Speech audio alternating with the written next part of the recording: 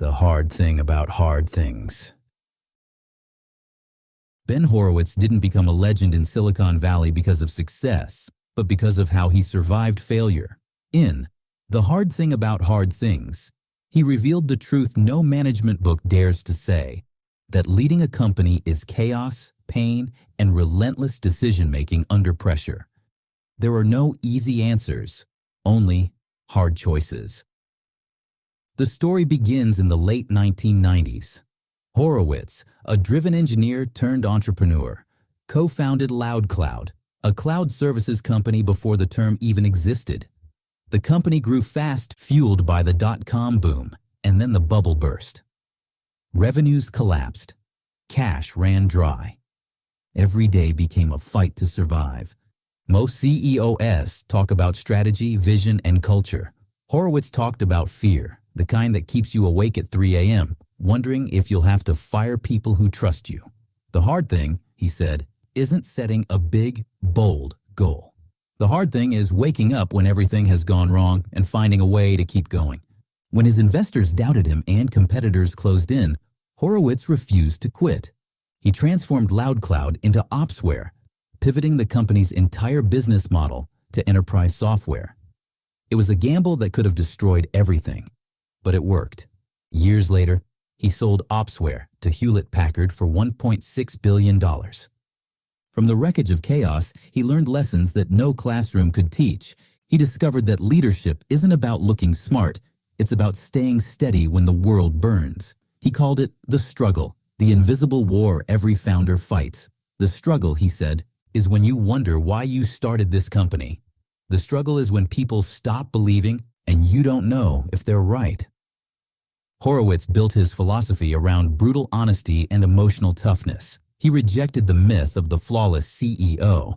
There's no recipe for being a CEO, he said, because every company is different. The only thing that matters is doing what works for you right now.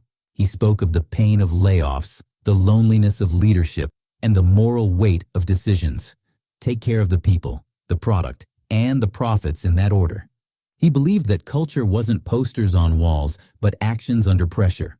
When leaders panic, employees follow. When leaders stay composed, teams endure.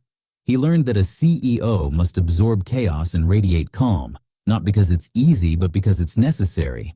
Horowitz also revealed the paradox of success. The more you achieve, the harder decisions become. Every victory raises the stakes. Every risk grows heavier. And yet, the CEO's job never stops being hard. Embrace the struggle, he said, because it's where greatness is born. He described leadership as choosing between terrible and slightly less terrible options.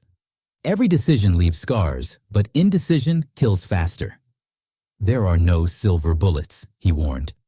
Only lead bullets, slow, painful work done over time.